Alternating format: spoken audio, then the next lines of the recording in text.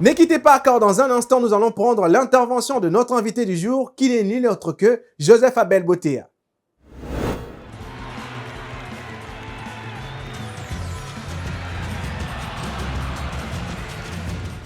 Salut, c'est encore moi, votre joueur de Bowlers House. De retour, Joseph Abel Botea. Peace. Ouais, il y a eu beaucoup de nouveaux. Hein.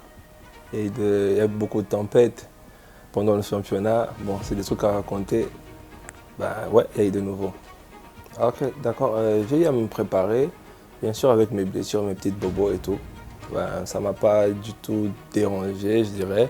Ben, avec les entraînements et avec le kiné, suivi de kiné, tout s'est bien passé, tout s'est bien déroulé. J'ai su tenir debout en tout cas. C'est le match de Onatra. Parce que c'est un match où je me suis réveillé vers la fin.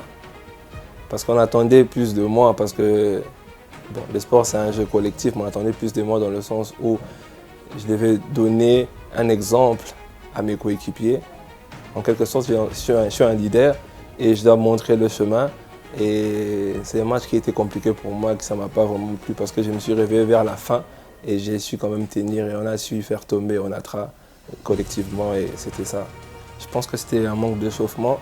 Je me suis échauffé pas à 100% et j'étais un peu frustré sur ce match. J'avais trop de pression sur moi. Je me disais que non, ces matchs, il y a des regards pour moi en fait. En quelque sorte, je ne vais pas voir ces matchs de la sorte en fait. Mais après, je me suis dit non, je mets tout ça de côté. Je vais essayer de jouer mon basketball. Je vais essayer d'être concentré et faire confiance collectivement à l'équipe. Et je sais que tout allait revenir après, l'automatisme, tout ça allait revenir et ainsi de suite, tout s'est bien passé. Non, ces matchs-là, on a bien commencé, on a bien débuté. Collectivement, on a bien débuté.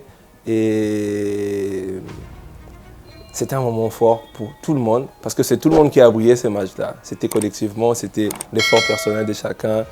Et ces matchs-là, j'ai répondu présent. Hein.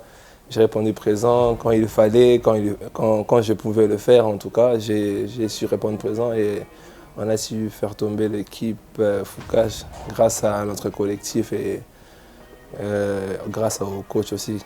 Si je suis dans la faute de moi, qu'est-ce que je dois me reprocher? Je dirais que avant de commencer un match, il faudrait que je commence à fond. Il faudrait que j'arrête de minimiser l'adversaire. Ou il faudrait que je sois trop dans mes pensées. Il faudrait que je fasse mon taf comme il faut en fait. En tout cas, c'est tout ce que je pourrais dire. On écoute toujours le coach Jericho. En ce moment, on nous appelle les Wazalendo. Donc en ce moment, il n'y a rien qui nous effraie en tout cas. On ne fait que travailler, on ne fait que charbonner tout le temps. Pendant que, même quand on n'a pas de match, on s'entraîne à fond. Donc même quand on n'a pas d'entraînement, on va voir le coach pour lui demander, on veut s'entraîner. Parce qu'on a un objectif. On s'est déjà fixé un objectif. On ne doit pas décevoir nos supporters, on ne doit pas nous décevoir nous-mêmes. Donc voilà, on va se mettre à travailler à fond et fournir des efforts.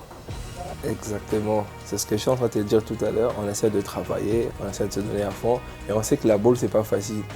On sait qu'on va jouer contre des Américains, on va jouer contre des gros poissons en tout cas parce que la boule c'est pas le championnat du Provaquine, c'est autre chose, c'est un autre niveau et on devra juste élever notre niveau, on devra faire de notre mieux en tout cas.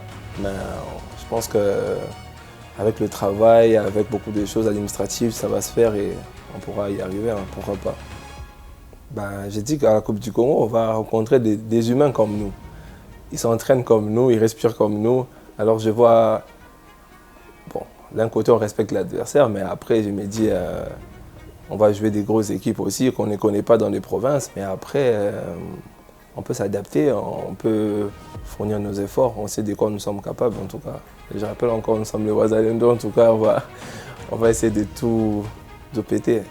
Okay? Je dirais juste aux fans de Bowlers et de Wazalendo, soutenez-nous parce qu'il nous reste encore des gros matchs à jouer.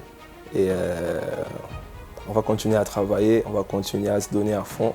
Et on va vraiment vous faire plaisir les fans et on va arriver à la Coupe du Congo pour la première fois. On va vraiment essayer de le faire et